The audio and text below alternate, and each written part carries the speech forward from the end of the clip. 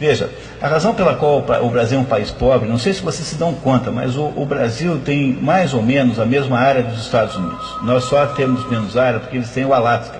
Então, pegamos continente versus continente, temos a mesma área. Eles têm mais população, nós temos 180 milhões mais ou menos, eles devem ter uns 270 por aí. Eles são um pouco mais velhos, a independência americana é de 1736, a nossa é de 1822. Ambos somos países de imigrantes, basicamente, ambos tiveram escravidão. No entanto, o PIB americano é 20 vezes maior do que o PIB brasileiro.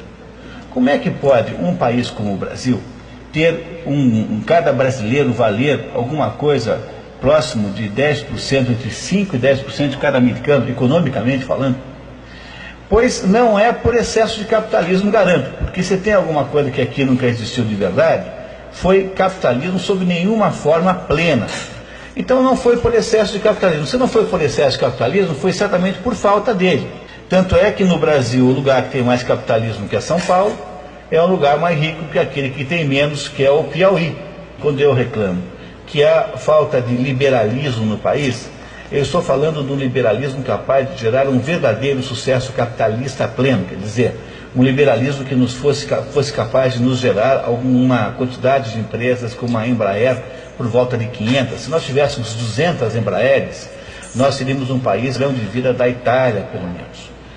Qualquer pessoa que dê certo economicamente é vista com ressalvas e com desconfiança. Nós somos o único país mais ou menos organizado que tem uma delegacia do consumidor, quer dizer, para nós, para a mentalidade média do brasileiro, a atividade econômica é uma atividade semidelinquente, assim.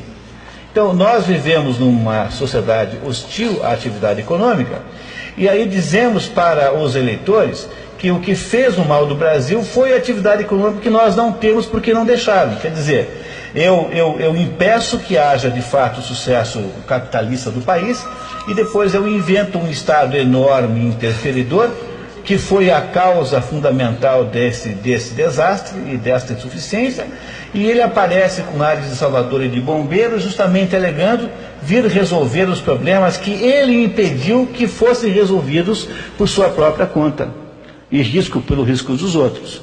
Portanto, isso que se chama de neoliberalismo não passa de uma tramóia e de uma fraude. Ele é uma invenção da esquerda que gostaria de dizer, que gostaria de inventar um modo de sair da atividade econômica e passar a ser meramente tributarista. É sempre assim, a única coisa lícita é a atividade partidária. Então, veja só a situação concreta em que está o Brasil hoje. Num país em que quase 40% do PIB é do governo, pertence ao Estado, é um país em que o maior contratador, o maior gastador de dinheiro é o Estado. Imagine então o que é este volume de dinheiro na mão do Estado. O Estado, pelos seus meios coercitivos, por exemplo, por um sistema de exigência de certidões negativas. Então, o Estado cria a maior de todas as cargas tributárias do mundo, aí em termos de nível de juros. Aí o Estado submete as pessoas que não conseguem pagá-la a uma espécie de limbo econômico, ou seja, proíbe-as de concorrerem e de usufruírem das encomendas públicas, justamente no momento em que a única encomenda que existe é a encomenda pública. Quer dizer, tem alguma coisa mais socialista do que isso? O que nós estamos conseguindo fazer, na verdade, é a implantação do socialismo de verdade, por meio da transformação dos empresários em porquinhos que você vai comer assados no Natal. E isso com a concordância absolutamente alegre, inacreditavelmente pacífica dos próprios. Para você garantir mesmo que ninguém sai fora da linha, você continuará obrigando os empresários a fazer papel de palhaço e ficarem por aí fazendo programas socialmente responsáveis, de empresas cidadãs, porque aí já estamos aí no nível da humilhação. Quer dizer, você não só submete as empresas a toda espécie de restrição regulamentar. Os impostos são impagáveis, não porque as pessoas não queiram, porque é impossível saber quanto é que tem que pagar. E em segunda, você coloca uma máquina de corrupção enorme para fiscalizá-los. Terceiro, você dá poderes excepcionalíssimos para burocratas de órgãos ambientais com o poder de obstaculizar tudo. E depois você o submete a uma taxa de impostos gigantesca.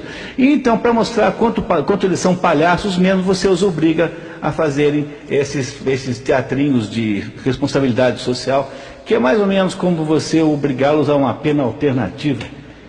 Então é assim, se todo mundo que trabalha agora é um neo-escravo, então quem acha que neoliberalismo é alguma espécie de liberalismo, na verdade é um pouco neo-bobo. Na verdade, temos que dizer isso com clareza, sim. Quer dizer, esse é o plano fundamental que está sendo posto em prática agora. A socialização pelo controle absoluto do Estado de toda a atividade econômica, seja do indivíduo, seja da pessoa, seja da organização da firma. Veja, nenhuma barreira deixará de ser transposta, nenhum direito irá permanecer, nada estará garantido. Todas as suas ações serão passíveis de contestação pelo Estado. Ou seja, não há mais salvaguardas para que o indivíduo possa ter uma defesa contra o poder discricionário do Estado. Sobretudo, se continuar o processo na Suprema Corte, por pessoas que estão indo para a Suprema Corte com um viés totalitário.